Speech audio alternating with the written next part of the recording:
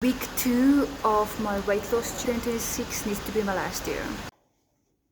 Okay, so hello, it's raining. When I climb on the scale, I was 100.7, so, but I'm not surprised because Saturday and Sunday I did eat bread. Okay,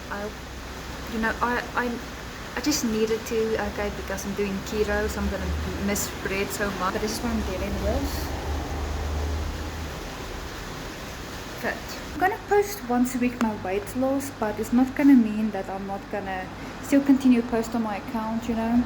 I have some videos planned. Some videos are gonna be me promoting things to buy because I got a little bit extra money. But you'll see, if you're South African, you know, just keep an eye out. I'm gonna post tonight one video, but yeah. Okay, it's raining hard, okay. But so far the keto's going okay, and I'll obviously update you guys Sunday or Monday how this whole week went.